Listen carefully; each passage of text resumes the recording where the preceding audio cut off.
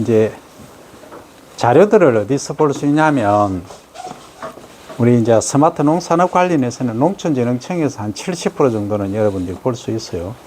그 중에서 여기 홈페이지 들어가면 다양한 자료들이 있죠, 그죠? 정보 공개 뭐 여러 가지, 그리고 행정 정보 하는 데 들어가 보면 뭐가 있느냐 하면, 여기에 연구지 공채 시험 일정 및 장소 이런 게 있어요. 그러니까 지난번에 얘기한 대로 농업연구사는 6급 수준으로 보면 돼요. 그런데 경쟁이 아주 치열하다. 열심히 준비하지 않으면 안 된다 하는 거죠. 몇 명 뽑는지 한번 볼까? 공채입니다.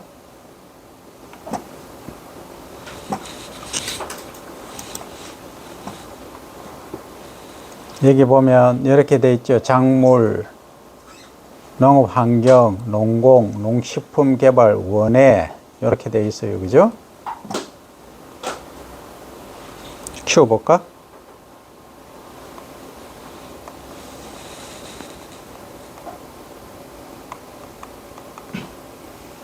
시험 가산점 등록은 4월 20일에서 24일. 가산점이라는 것은 그거예요. 자격증 같은 거. 요것은 이제 그거고, 그거가 뭐냐 하면 시험 장소 공고하고, 공지된 거는 1월 달인가 그때 공지됐어요.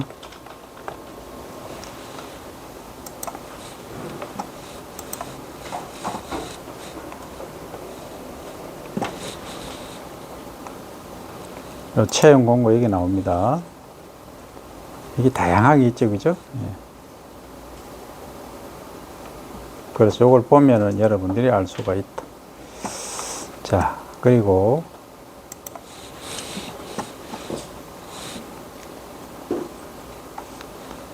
이렇게 이제 내려가 보면은 농사로에 여기 가면 농업에 관한 연구 관련해서 많은 것들이 나와요. 근데 요거 한번 보면 지금 이제 시기상으로 뭐냐 하면 벽시를 지금 준비하는 시기죠, 그죠? 그래서 가장 이제 문제가 되는 병이 어떤 병이냐 하면 키다리병, 키가 지나치게 크는 병. 이게 문제가 돼. 그래서 요걸 이제 키다리병하고 배입선충 예방하는 거. 이거 이제 소독을 어떻게 할 거냐. 그래서 이제 먼저 소금물 가리기 하는 거하고 온탕 소독하는 거, 그 다음 약재 소독하는 것까지 나와요. 근데 친환경 재배를 하려고 하면 약재 소독하면 안 돼. 지금까지 나와 있는 것은 그 친환경 제재 중에 그 약재 소독으로 해서 기다리병 방지하는 건 없어요. 그러면 어떤 걸 한다? 온탕 소독하는 것까지 하는 거예요. 이게 이제 여러분들 모판 지금 조성해 놓은 거 봤죠, 그죠? 이런 식으로 하는 거예요. 이게 그냥 육묘장이야. 묘를 키우는 거. 이걸 이제 이런 식으로 1단으로 하기도 하지만 선반 형식으로 다단식으로도 가능하다는 거예요. 그 다음에 여기 보면 요거는 뭐냐면 종자 소독할 때 60도 또는 65도씨 되는 물에 이걸 이제 10분 또는 5분, 경우에 따라서는 7분 이렇게 담그는 경우가 있어요. 침지할 때. 그냥 이래 막 혼합해 가지고 집어넣으면 안 된다 이 말이죠. 그래서 세워 가지고 이렇게 하라. 그런데 요즘 어떤 게 나오냐면 기계가 자동으로 쫙 해서 내려가는 게 있어. 선반 안에 딱 넣으면 쫙 그렇게 하면은 깔끔하게 소독이 됩니다. 그 다음에 배키다리병 감염 경로 및 병 증상을 보면 우리 벽시 여러분들 내가 몇 번 그림을 그렸지만 이게 이제 출수기 때, 이삭이 필 때 이렇게 생겼어요. 요거 이제 껍질을 보면 요게 껍질이 좀 작죠. 요게 크고, 그래서 이것을 안껍질 또는 속껍질 이렇게 말하고, 이것은 바깥 껍질, 큰 껍질 이렇게 불러요. 그러니까 한자어로 쓰면 요건 내영, 안내자, 요거는 바깥 외자를 써서 외영 이렇게 불러요. 그리고 수술은 몇 개였다? 6개다. 그래서 요게 둘, 넷, 다섯, 하나는 어디 요 있네. 요 뒤에 있겠지. 6개. 그리고 암술은 요 밑에 주두를 통해서 나중에 수정이 되죠. 수정이 되면 이제 중복해서 수정한다 해서 중복 수정이다. 하나는 배유가 만들어지는 거고, 이쪽에 하나는 여기 배가 만들어진다. 이거죠, 그죠? 그래서 종북 수정이다. 이 부분은 배유가 되고 배유 속 포자 이렇게 말하는데 이것은 이제 기다리 병원균에 감염되는 감염 경로를 얘기하는 거예요. 그래서 기다리병은 이제 주로 종자를 통해서 감염이 돼. 그래서 종자 소독은 필수다 하는 얘기죠. 근데 여기 보면 여기 좀 키가 큰 애들이 있죠, 그죠? 요게 기다리병 감염된 거예요. 그 다음에 요거 작은 것들은 정상적인 거고, 이런 게 많아버리면 나중에 어떤 현상이 빚어지느냐, 실제 이제 필드에서 이렇게 배가 자라는데 얘들은 죽어버리니까 얘는 열매도 하나도 못 맺어. 그럼 그만큼 손실이 크다는 얘기죠, 그죠? 그래서 그만큼 또 이렇게 정상적인 애들한테 방해가 되기도 한다 이 말입니다. 이렇게 돼 있죠, 그죠? 그리고 여기 한번 보세요. 여기 보면 이게 뭐냐 하면 이제 갈색 또는 흑갈색으로 변하는 거, 줄기가, 이거는 뭐냐 하면 실제 몽고병 또는 입집 무늬 마른병 이렇게 말해요. 말하는데 여기 하얗게 이거 포자가 형성되어 있어. 요게 기다리병 병균이에요. 그래서 여기서 포자를 형성하는 장면이다 하는 거죠. 그 다음에 잎선충이라고 하는데, 선충은 뭐냐 하면 통상적으로 이제 줄기를 깔아먹는 애들이 선충이에요. 그래서 토양에서 있으면서 줄기나 뿌리를 가해하는 애들이 많다 하는 거죠. 그래서 이것은 이렇게 생겼어. 우리 보면 지금 요즘에야 그게 회충이 거의 없겠지만, 과거에는 이제 작물을 재배할 때 상추, 시금치, 배추 뭐 이런 거 채소를 재배할 때 그 인분이 있죠. 사람의 인분이나 그 다음 가축의 축산 분뇨, 배설물을 이 작물에 많이 주었어요. 옛날에 그렇게 주다 보니까 얘가 거기서 이제 이 충들이 기생을 한 거지. 그래서 그걸 사람들이 먹으니까 이제 우리 장 속에 이런 애들이 많았지. 그래서 옛날에는 회충약을 먹곤 그렇게 했던 기억이 있어요. 근데 여기 이제 벼에서는 요거 이제 잎선충, 잎에 발생하는 선충들, 잎을 깔아 먹는다 이 말이죠. 이런 형태들이 있다. 그럼 잎선충 피해를 받으면 어떻게 증상이 나타나느냐 하면, 먼저 잎의 선단부, 이 끝부분이죠. 끝부분이 흰색으로 변하고 약간 구부러집니다. 그래서 형태가 이상하게 기형으로 됩니다. 그죠? 그 다음에 점점 회색으로 이제 변하게 되죠. 그래서 피해를 받은 배는 완전 미율, 그러니까 완전한 형태의 쌀을 가진 율이 줄어듭니다. 그리고 또 벼 나달의 알맹이의 무게가 또 감소한다 하는 거죠. 그 다음에 흑점미, 그러니까 흑색 반점이 생기는 것, 그 다음에 색깔이 갈변한다든지 흑색으로 변하는 이런 그 변색미가 많이 발생해서 쌀의 품질이 떨어진다 하는 거죠. 예를 들면 이런 거예요. 이게 이제 잎선충 피해를 받은 흑점, 흑색 반점이 있죠? 흑색미. 요것은 벼잎에 이제 요거 한번 보세요. 흑점미가 엄청 많죠? 이거죠? 색깔도 변한 것도 있고. 오른쪽은 아주 정상적으로 지금 나와 있죠? 요거는 정상이다. 이렇게 하는 거예요. 그러면 이것을, 방제를 뭘로 하느냐 하면, 여러분들이 이제 농약회사라든지 종자, 종묘에서 취업을 하면 이런 것을 연구해서 만들기도 하고 판매하기도 하고 그렇게 하는 거예요. 그럼 여러분들이 농약방, 나는 대리점을 하나 내겠다면 종자기사나 그 다음에 식물보호기사 자격증 또는 유기농기사 자격증을 따면 여러분들이 시골 마을이든 아니면 진주시든 어디든 농약방을 차릴 수가 있다 이 말이죠. 그 내가 돈 없으면 거 가서 일을 할 수도 있겠죠, 직원으로. 그래서 돈 좀 벌어서 창업을 해도 된다는 거죠. 그렇게 하는 거예요. 그렇게 하다 보면 그것만 하느냐? 아니다. 비닐 같은 거, 부직포 있죠? 이런 것도 다룬다. 시설 재배하는 것까지 다 할 수 있다는 거죠. 그래서 이런 이제 농약들이 있다 하는 거죠. 이런 걸로 처리를 한다 하는 거죠.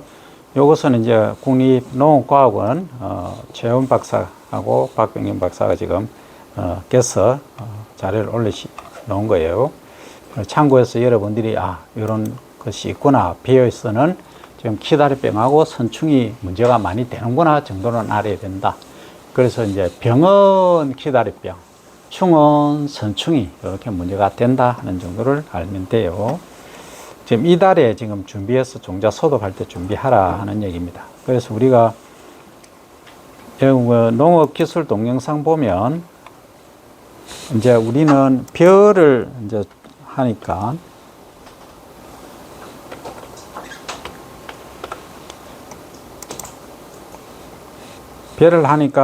배에 있어서 이렇게 자료들이 많이 올라와 있다. 그러면 이제 끝에서 4번부터 보면 이게 이제 옛날 자료들이에요. 여기 이제 여러분도 지금까지 배운 거는 이양하는 거 배웠죠, 그죠? 육묘, 묘를 키워서 이양하는 건 배웠잖아. 근데 이양하니까 뭐를 키워야 되는 어려움이 있죠, 그죠? 그런데 과거에는 손으로도 하기도 했지만 어떻게 했냐면 농사의 근본인 벼는 때를 바로 파종하기 때문에 자, 요것은 이게 이제 동력살 분무기라는 건 기계예요. 그럼 여기서 이제 발화를 시킨 싹을 틔운 종자를 투입하고 그냥 뿌리는 거예요, 이렇게. 그런데 과거에는 이렇게 뿌리니까 사람이 힘들잖아. 그럼 지금 뭘로 해요? 드론이나 무인 헬기 이런 거 해요. 그 미국에서는 면적이 원체 넓으니까 유인 헬기를 타고 파일럿가 종자를 쫙 뿌리는 거예요. 다음에 영상 보여줄게요. 그런 식으로 한다. 그만큼 스케일이 크다는 거죠. 우리는 1인당 경지 면적이 1.4헥타르지만은 지금 이제 시골에 한 4헥타르 정도 재배를 하고 있어요. 근데 미국은 400헥타르, 500헥타르예요. 가로 100m, 세로 100m 되는 면적에 그걸 400개, 500개를 농사를 짓는다는 거예요. 그러니까 스케일 자체가 비교가 안 되는 거지. 그래서 이제 헬기로밖에 할 수 없다는 거죠. 그래서 옛날에 고 정재영 회장께서 서산 관측지, 서산의 관측지를 만드셨어요. 이때 이제 헬기로 도입을 하려고 했었어. 근데 해보니까 어떤 이유에 의해서 중단이 되어버렸어요. 뭐 때문에 그랬을까요? 왜 그럴까? 간접기 염분 농도가 오우, 똑똑한데. 그래서 관측지는 염분 농도가 높기 때문에 싹을 틔운 걸 파종을 하면 여기 싹이 녹아버려. 그럼 이거하고 똑같대. 여러분들이 김치 담을 때 어느 물에 투입하나요? 김치 담을 때. 김치 담을 때 숨 죽이려고 하면 어느 물에 어디다 투입하냐요? 소금물에 하잖아요, 그죠? 염분 농도가 높은데 극단적으로 얘기하면 그러니까 배추가 어때버려요? 쌩쌩하던 파릇파릇하던 애가 시들시들해지잖아. 안에 수분이 다 빠져나오잖아. 그 똑같은 현상이에요. 그걸 삼투압 현상이라고 그러죠. 그러니까 염분 농도가 높은데 3000ppm 이상 되는 곳에 이렇게 종자를 싹이 살짝 튼 걸 이렇게 담수지파로 물을 대놓고 이렇게 파종을 하니까 얘들이 다 죽어버리는 거예요. 그죠? 수분을 다 뺏겨버려요. 그런 문제가 발생했다. 그리고 또 하나는 이제 두 번째 문제가 있어. 그 뭐냐 하면 이 경제적인 문제인데 그걸 이제 극복을 했다. 어느 정도 하고 또 문제가 돼. 그러면 파종하는 걸로 하면 아무리 길어야 한 달이죠. 파종하는 기간이 그렇잖아. 근데 파일럿 그 벼는 1년 내줘야 되잖아. 고용을 하면. 그러니까 한 달 파일럿 고용하려고 1년 파일럿 기본 3억 4억 줘야 되는데 그 돈을 주고 와서 한 달 일하고 계속 놀면 그 파일럿가 예를 들어서 삽질하고 뭐 농약 치료하면 할 거예요? 안 하잖아. 그런 거잖아. 그러니까 경제성도 안 맞은 거예요. 첫째 원인은 아까 얘기한 그거였고 염분 농도 때문이고 두 번째는 경제성이 안 맞은 거예요. 그래서 이런저런 이유로 해서 서산 관측지에서는 포기를 해서 지금은 거의 8, 90%가 이양을 하고 있어요. 기계로. 그럼 지금 기계가 과거하고 다르게 엄청 한 16조 정도까지 나와 있어요. 16줄 한 번에 심는 거죠. 대단히 지금 규모화되어 있다 하는 거죠. 자, 그럼 과거에는 이렇게 손으로 하기도 하고, 동력 분무기로 이렇게 하기도 했다, 그죠? 무는 골프 인접으로 분류하며 그런데 요거는 이제 기계가 나와 있죠, 그죠? 자, 요 기계를 보면 여기 이제 종자가 들어가 있는 부분이에요. 몇 개요? 둘, 넷, 6개죠? 그러니까 6줄 심는 거지. 하나, 둘, 셋, 넷, 다섯, 여섯. 그러니까 앞에 고를 싹 만들면서 여기 종자를 뿌리는 거예요. 여기. 그럼 종자를 뿌리는데 이것을 한 10개 정도씩 한 번에 10개 뿌리고 10개, 10개, 10개 이렇게 하기도 하고 또 어떤 경우에는 한두 개씩 지리리 이렇게 뿌리면서 가는 경우도 있어요. 좁게. 그러면 이건 이제 뭐라고 부르느냐 하면 자, 우리가 줄을 만들었으니까 일단 줄조자를 써서 무슨 파? 조파라고 하죠. 그죠? 조파. 근데 조파인데 줄을 통상적으로 이렇게 종자가 조금 중소리평인 경우에는 그냥 조파 우리가 이렇게 말해요. 말하는데 동일한 거리 간격으로 이렇게 10cm, 15cm 정도로 심는다. 이거는 뭐예요? 전파입니까? 아니면 다른 적파입니까? 아니면 산파입니까? 전파입니다. 그러니까 여기에 뭐 한 3개, 4개 이상씩 심는 거는 전파예요. 이해됩니까? 그런데 이제 1개 정도 심는 게 있어. 1개, 2개, 종자가 큰 거. 이거는 1개 심고, 2개 심고, 1개 심고, 이렇게 하는 것은 우리가 적파라 그래요. 적파. 재배학 시간에 배웠죠? 자, 그러면 요 과정들은 종자를 직접 파종한다 해서 뭐라 한다? 직파재배법이라고. 직파재배. 그러면 그렇게 하지 않고 뭐를 이제 싹을, 종자를 소독을 해서 발화시켜서 뭐를 키운다. 이 정도 키워가지고 옮겨 심는 거. 그것을 무슨 재배법이라 한다? 이양, 그렇지. 육묘이양, 정확한 명칭은 육묘이양 재배법이죠. 근데 이제 육묘는 빼고 그냥 이양 재배법 이렇게 말합니다. 그죠? 근데 우리가 이상하다. 왜 다른 거 배추, 참외, 멜론 뭐 이런 애들은 통상적으로 말할 때 이 시기라고 하는데 뭐를 키워서 옮겨 심는 이 시기라고 하는데 왜 여기서는 이 앙이라고 할까? 문 여세요. 다 문 열어요. 지금 CO2 농도가 너무 높아. 문 다 열어버려. 여러분도 좀 더. 그거는 왜 그렇게 할까? 땀이 젖어 있기 때문에. 그렇지. 수분이 있는 상태, 물이 있는 상태에서 옮겨 심는 것을 이앙이라 합니다. 이앙. 물이 없는 상태에서, 드라이한 상태에서 옮겨 심는 것을 이식. 근데 영어는 다 그냥 트랜스플랜팅 이렇게 말하는 거예요. 트랜스는 전환이라는 뜻이죠. 그죠? 여러분들 전기 220V를 100V, 100V를 220V로 전환한 거, 그 트랜스라는 기계 있죠. 그죠? 그 음도 변환시키는 게 트랜스라는 얘기예요. 전환한다 이 말이죠.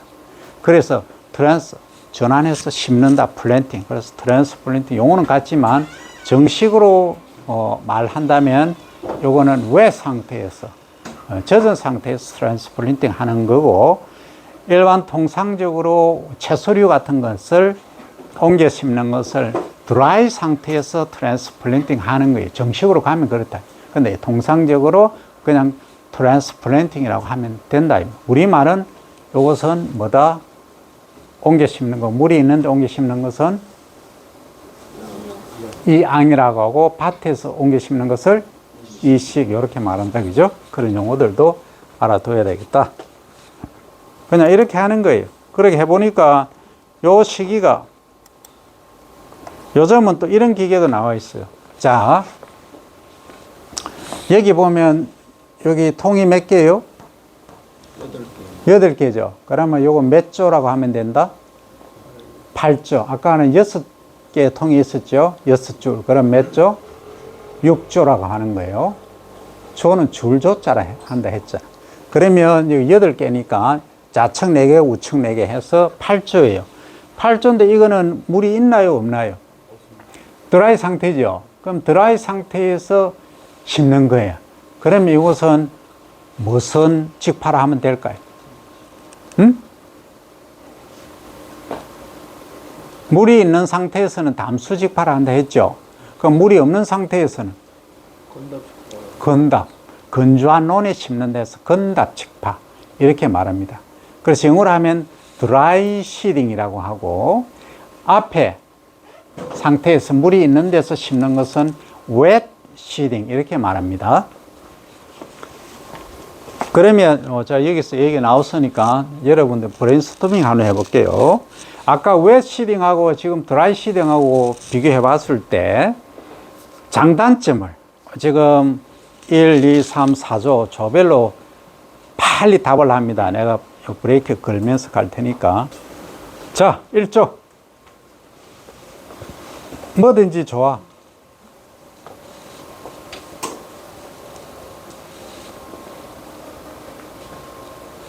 광원이. 네. 웨지 시딩을 하면은 해충이 좀 줄어들고 잡초가 방지될 것 같습니다. 웻 시딩 하면 충이 적게 발생한다. 해충이 적다. 네. 해충이 적다는 것은 좀 틀린 말 같고, 근데 잡초 방제가 적은 것은 맞아. 왜냐하면 물이 있으니까, 그죠? 우리가 옛날에 이제 건답 재배를 할 때는 소위 6도, 밭에서 재배할 때는 이제 6도라고 그래요. 그래서 그렇게 할 때는 잡초가 너무 많았어. 근데 이제 물을 딱 담그고 나니까 얘들이 밭에서 발생하는 잡초들이 확 줄은 거예요. 그래서 거의 한 8, 90% 잡초가 방제가 돼. 물만으로. 하여튼, 좋은 거 차단했고. 그 다음, 2조.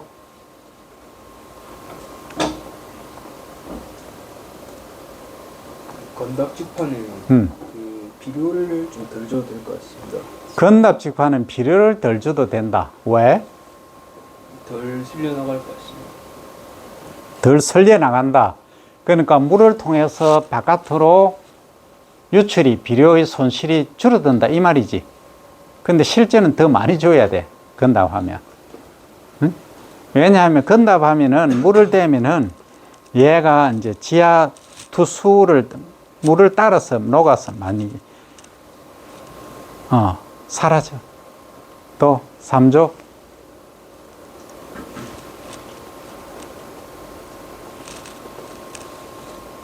사조. 자, 그럼 내가 요약을 할게. 잘 들어봐야 됩니다. 자, 웻 시딩 하면은, 처음에 웻 시딩이 나왔으니까, 그 담수직파를 하면 장점이 뭐가 있느냐 하면, 1차적으로 잡초 방지하기에 가장 좋다 하는 거죠. 그 다음에 이제 항공기 같은 걸, 드론 같은 걸 활용해서 하면은, 드론이나 항공기 같은 것을 활용해서 하면은 파종하기가 아주 수월한 장점이 있어요. 물론 이것은 건답도 편하긴 하지만 항공기를 이용할 때는 그렇다. 왜 그러냐 하면 이렇게 일항을 만들어. 이렇게 일항을 만들어 놓고 물을 대요. 물을 대 놓고 항공기로 파종을 쫙 하면 산파가 되지, 그죠? 그렇잖아. 근데 산파인데 이렇게 일항을 만들어 놨기 때문에 종자가 예를 들어서 요렇게 일항이 돼 있으면 종자가 낮은 데로 몰리겠죠, 그죠? 낮은 데로 몰려. 그럼 줄이 딱 만들어져. 그러니까 비행기에서는 산파를 했는데 실제 이 논에서는 뭐가 된다? 조파가 형성되는 거예요. 줄을 딱 만들어 놔. 그래서 미국에서 지금 하고 있는 게 그런 거예요. 어쨌든 그런 이제 장점이 있다. 파종하기 수월하다, 그죠? 그 다음에 또 장점은 뭐가 있을까요? 비료 이용 효율을 높일 수 있다. 왜냐하면 빨리 자라니까. 그러니까 종자 사기 튼 것을 파종을 하니까 벌써 건답직판 것보다 일주일에서 한 10일 정도 앞서가는 거예요. 그런 장점이 있다. 자, 그 다음 이제 단점이 있어야 되겠죠, 그러면. 그럼 단점은 뭘까요?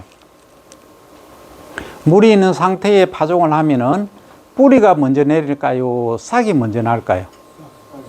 싹이, 지상부 싹이 먼저 나. 싹이 먼저 난다는 말은 뿌리가 강합니까? 약합니까? 약하죠. 약하면은 바람 불거나 비만이 오면 어떻게 된다? 쓰러진다. 도복이 된다. 그죠? 그래서 도복, 저항성이 약해지는 단점이 있다 하는 게 단점이다. 그런데 또 물 소비량도 많아지잖아. 그죠? 또 쓰러질도 하고 이런 일이 많아. 근데 이제 건답 직파, 드라이 시딩 하는 경우에는 자, 단점부터 얘기해 볼까요? 아까 얘기했죠. 배수가 너무 잘 되는 경우도 있어요. 물이 너무 잘 빠진다. 그 다음에 치명타가 잡초 발생이 엄청 많아져. 물을 담지 않고 마른 논에서 파종을 하기 때문에 그런 문제가 발생을 한다는 거죠. 그 다음에 또 미질, 밥맛이 확 떨어져요. 그리고 비료 소비량이 많아진다. 그 다음에 얘가 싹을 틔우지 않은 마른 종자를 파종을 하다 보니까 이게 발화 출현하는데 시간이 많이 걸려. 그러면 출현하고 발화하는데도 시간이 많이 걸리고 균일도가 낮아요. 그러면 출수할 때 이삭이 펼 때 어떻다? 들쭉날쭉하다는 거지. 그럼 나중에 수확기 돼서 수확을 하려고 보니까 어떤 것은 완전히 성숙을 했는데 완숙기인데 어떤 것은 얘가 유숙기야. 그런 이제 문제점들이 있다는 거죠. 그 다음에 장점이 있다. 장점은 뭐예요? 반대로 얘기하면 돼. 뿌리가 강하게 내린다. 그래서 쓰러짐이 적다. 그래서 도복 저항성이 크다 하는 거죠. 그 다음에 병 발생이 또는 충 발생이 적다. 웨시딩에 비해서. 왜냐하면 뿌리나 줄기가 스트롱하기 때문에 그런 거죠. 그런 장점들도 있다 하는 거예요. 그게 이제 이 직파할 때 나타나는 건데 이것을 다른 말로 이제 이양을 했을 경우로 비교해 보면 그럼 이양은 어차피 물이 있는 상태에서 우리가 옮겨 심잖아. 그죠? 육묘를 뭐를 키워서 옮겨 심잖아. 그러면 거기서 물을 좀 빼고 재배를 할 거냐 아니면 그냥 상시 담수 계속 물을 대고 재배를 할 거냐 이게 차이가 나겠죠. 그죠? 자, 그러면 이 상태에 완전히 소위 서브멀지드 물을 담수한 상태 한 7에서 8cm 정도 계속 물을 대고 재배하는 경우하고 중간에 중간낙수 얘기했죠. 그죠? 중간낙수. 중간낙수를 하고 그 다음 간단 관계 그리고 얕게 되기 얕게 걸러대기 이런 중간중간에 물을 빼주는 그죠? 드라이 상태로 만들어주는 재배법하고 차이점. 장단점 한번 볼까요? 그러면은 그냥 웻 상태에서 웻이 아니고 서브멀지드라고 해야 되겠죠? 담수 상태 물이 한 7, 8cm 계속 담겨 있는 상태에서 재배하면은 단점이 뭘까요? 습하겠죠. 일단 습하니까 병에 많이 걸리겠죠. 그러니까 연약하게 자라겠죠. 그 다음 또 충이 먹기 좋겠죠. 보드랍잖아. 그러면 병의 충 그리고 비바람 치면은 뭐 한다? 연약하니까 쓰러지겠지. 도복 문제가 발생하겠죠. 그죠? 그게 첫 번째, 두 번째, 세 번째 다 단점만 있는 것이죠. 장점은 하나도 없어. 그 장점이 하나가 있는 데가 있어. 어디? 물이 전혀 안 빠지는데. 지금 여러분들 저쪽에 동남아 가면은 뭐가 있느냐 하면은 부도란 게 있어. 부도. 부도는 뭐냐면 그냥 강이나 하천 같은 데 배를 재배하는 거예요. 그게 무슨 소리냐 하겠죠. 근데 뿌리가 어디 있냐면 바닥에 있어. 근데 얘가 키가 2m 이상 커. 그 이삭하고 일부 잎만 위에 조금 물 위로 올라와 있어. 그럼 숨 마시는 거지. 그래가 배 타고 가면서 그냥 수확하는 거야. 뜰부자를 써서 부도라 그래요. 그런 경우에는 장점이 있겠지. 그러니까 우리가 일반 논을 구입했는데 완전히 배수가 안 되는 땅이 있어. 한치 한 10cm, 15cm 물이 잠겨 있어. 이런 데는 벼 재배하면은 뭐 상시 담수라고 재배는 할 수 있겠죠. 그죠? 아니, 그렇잖아. 수확하기는 좀 곤란해도. 어쨌든 그런 장점은 있지만 그 외에 일반적인 통상적인 우리나라의 논에는 재배가 상시 담수라 하면 그런 문제점들만 있지 장점은 하나도 없다 하는 겁니다. 자, 그러면 그와 반면에 이제 간단 관계도 하고 중간 낙수도 하고 이렇게 물 관리를 물을 뺐다가 아니면 또 유입을 했다가 하는 이렇게 재배를 하면은 어떤 장점이 있을까요? 자, 근본 원리부터 이제 파고 들어가자고. 그러면 뿌리가 이제 처음에 우리가 직파를 했거나 아니면 육묘 이양을 했거나 간에 뿌리가 계속 처음에 있던 게 계속 있겠죠, 그죠? 있다가 어느 정도 한 2달 되면 뿌리가 죽을 거 아니야. 뿌리가 한 번 놨던 게 뭐 일생 동안 180일 동안 계속 살 수는 없잖아. 물론 사는 것도 있겠지만. 그런데 유효 분할이 시작되고 그러고 최고 분할기쯤 되면, 그러니까 유효 분할 종지기, 최고 분할기 이때쯤 되면 얘가 노쇠해졌어. 에이징 되었어. 지도 이제 늙어버려. 늙으면 어때요? 양분이나 수분 흡수할 수 있는 능력이 부족해지죠. 부족해지면 얘들이 뭐 한다? 제대로 후반기 생육이 안 좋아져. 그래서 새로운 뿌리가 나와줘야 돼. 여기까지 이해되죠, 그죠? 그러면 이때 중간학수를 한다. 그러면 30일모를 육묘를 이양을 했다. 그러면 한 35일이나 40일 정도 돼서 물을 확 떼버리는 거예요. 그러면 논바닥이 갈라질 정도로. 그러면 뿌리가 잘려. 그걸 당근이라 해요. 당근이 될 정도로 완전히 물을 안 줘버려요. 그러면 논바닥이 갈라지고 하니까 어떻게 됩니까? 뿌리가 물 찾아서 새롭게 나는 거예요. 새 뿌리가. 앞에 연약하고 시들시들한 뿌리 있는데 그때 잘리고 죽어, 거의. 그럼 새 뿌리가 나오는 거예요. 새 뿌리가 나오니까 후반기 생육이 아주 좋은 거지. 이해되나요? 그런 이제 장점이 있다. 그러니까 이제 논도 마르고 이게 줄기나 이런 데도 수분 함량도 적죠. 주변에 상대 습도가 낮다는 얘기지. 그렇게 되니까 얘가 병이나 충 발생이 적은 거야. 그러니까 몸 바디 자체도 아주 스트롱하게 강건하게 자란다는 얘기지. 이런 장점들이 있다는 거지. 그런데 그것도 장점이지만 더 퍼펙트한 장점이 있다. 그게 뭐냐 하면 요즘 기후온난화 문제가 심각하죠? 심각하잖아.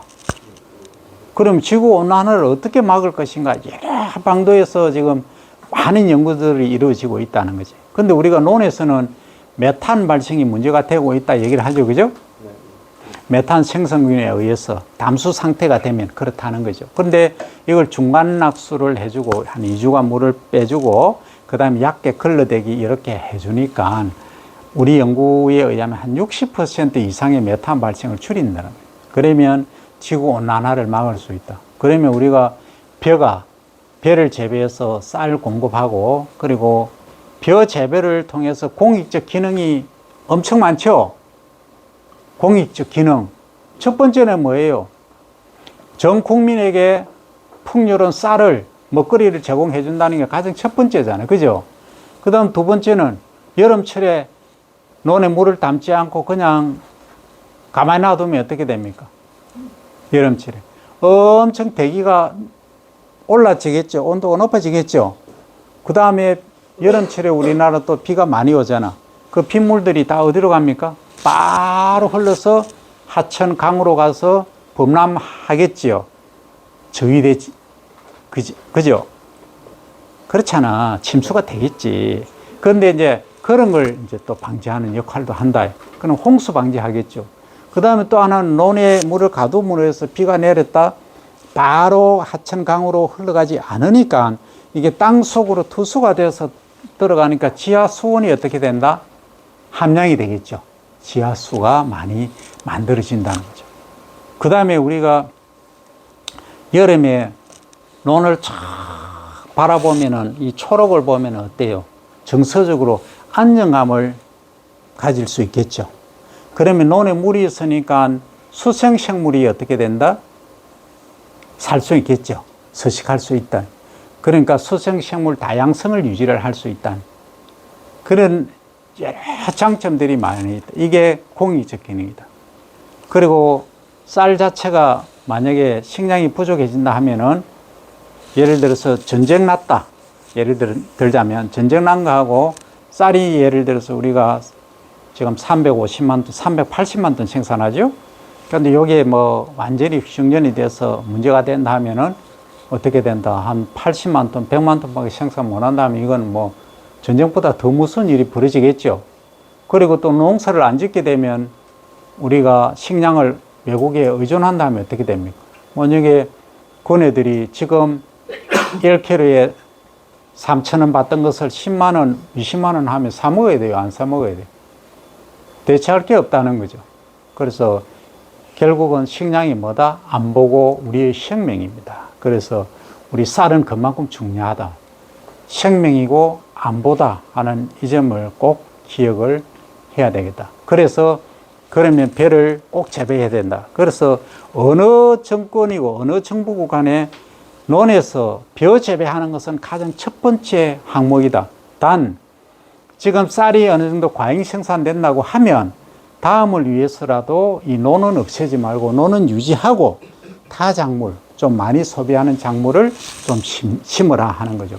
과잉 생산될 때는. 그걸 이제 소위 대체 작물이라 그래요. 그래서 논에서 콩을 재배를 하기도 하고 팥을 재배를 하기도 하고 사료 작물을 재배를 하기도 하는 것이 유도를 하는 거죠. 그래서 대체 작물을 재배하면은 예를 들어서 1헥타르당 100만 원씩 지원을 해준다든지 그렇게 하는 거예요. 그래서 우리는 논은 기본적으로 유지를 해야 된다. 최소한 77만 톤, 80만 톤이 아니고 헥타르 정도는 유지를 해야 된다는 거죠. 유지하면서 거기서 안에서 이제 어떤 작물을 쌀은 벼 재배는 최소 70만 헥타르 이상은 무조건 재배를 해야 됩니다. 나머지는 어떻게 한다? 대체 작물을 이렇게 수입 재감에 심을 수도 있다 하는 거. 요거는 농업 정책에 관한 이야기입니다. 자, 그러면 이제 우리가 건답 재배하고 담수 재배를 했고, 그리고 이제 그거는 파종에 관한 거고, 지금은 여기서는 이제 육묘를 이양을 해서 이양 재배를 할 때 이제 중간 낙수를 하고 간단 관계를 하고 얕게 걸러대기를 하고 해보니까 메탄 배출을 64%, 5%까지 줄일 수 있더라 하는 그런 결과가 나왔으니까 이제 그렇게 하면 벼 재배하는 데 있어서 야, 너가 지구 온난화 시키니까 벼 재배하지 마라 이런 얘기는 못 하는 거죠, 그죠? 예, 그런 거예요. 그래서 우리는 지속적으로 벼를 생산할 수 있는 이제 기본 연구가 다 토대가 마련됐다. 그래서 정부에서도 우리 경남도도 마찬가지고 지금 지속적으로 이렇게 이제 논에서 벼 재배할 때 물 관리를 잘 하면은 헥타르당 31만 원의 지원금을 줘요.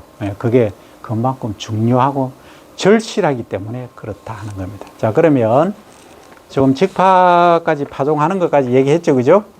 여러분 잘 이해됩니까? 그럼 조금 이제 잘랐다가 쉬었다가